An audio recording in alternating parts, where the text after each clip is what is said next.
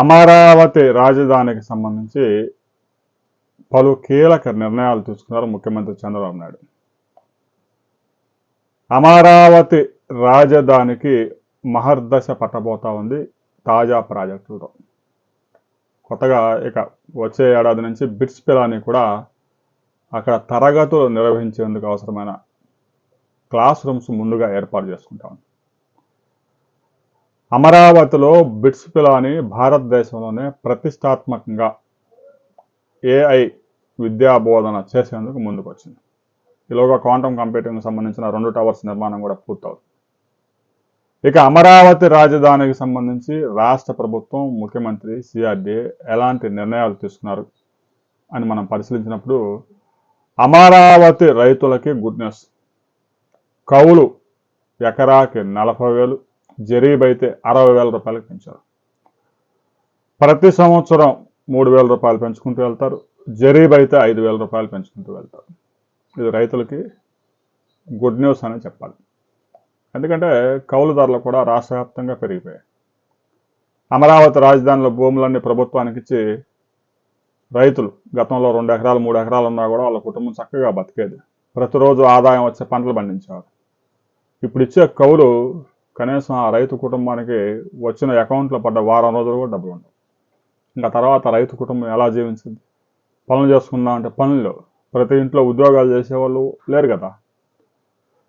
రైతుల సమస్యలను గుర్తించి ముఖ్యమంత్రి కౌలు కూడా పెద్ద ఎత్తున పెంచారు.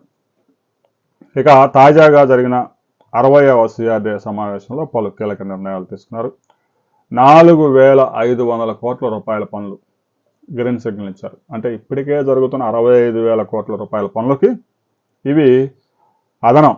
ఇప్పటికే రైతులకు ఇచ్చిన ఏవైతే ఫ్లాట్స్ ఉన్నాయో వాటిల్లో తార్ రోడ్లు వేసే కార్యక్రమం కూడా మొదలైంది. కొద్ది రోజుల్లోనే ఆ కార్యక్రమాలు కూడా పూర్తి చేసి రైతులకు అప్పగించబోతా ఉన్నారు. మౌలిక సదుపాయాలు అన్నీ కంప్లీట్ చేయబోతా ఉన్నారు. ఇక క్వాంటమ్ వ్యాలీలో 1,200 కోట్ల రూపాయలతో ట్విన్ టవర్స్ రాబోతా ఉన్నాయి. ఇక సచివాలయం, జిఏడి, హెచ్ఓడి టవర్ల నిర్మాణంలో కీలకమైన పాసెడ్, గ్లేజింగ్, క్లాడింగ్ పనుల కోసం 2,540 కోట్లు, అసెంబ్లీలో సివిల్ పనుల కోసం 798 కోట్లు ఖర్చు చేయడానికి సిఆర్డీఏకి అనుమతించింది. ల్యాండ్ పూలింగ్ స్కీమ్ జోన్ 11లో రోడ్లు, డ్రైన్లు, నీటిపారుదల సదుపాయాలకి 220 kV విద్యుత్ లైన్ల రీరూటింగ్ పనులకు కూడా అనుమతులు మంజూరు చేశారు. ఇక ఆదాయాన్ని ఆర్జించే నగరంగా అమరావతి ఉండబోతా ఉంది. అమరావతి సెల్ఫ్ సస్టైనబుల్ సిటీ అనే దానికి మరో ఉదాహరణగా నిలబోతా ఉంది. హరిత నీలి నగరంగా అమరావతి రాజధానిని డెవలప్ చేయబోతా ఉన్నారు. ఇక విజయవాడను అమరావతిని అనుసంధానించే విధంగా ఒక ఐకానిక్ బ్రిడ్జ్ మరొకటి రాబోతా ఉంది. ఇప్పటికే వెస్ట్ బైపాస్ మీద ఒక బాహుబలి బ్రిడ్జ్ నిర్మాణం పూర్తయింది. మరొకటి కూడా అందుబాటులోకి రాబోతా ఉంది.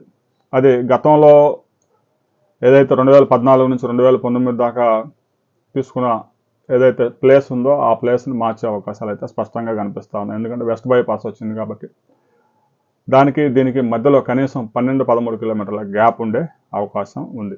ఇక అవుటర్ రింగ్ రోడ్లో మరొక బ్రిడ్జ్ వస్తుంది. ఇన్నర్ రింగ్ రోడ్లో కూడా ఒక బ్రిడ్జ్ నిర్మాణం జరుగుతుంది.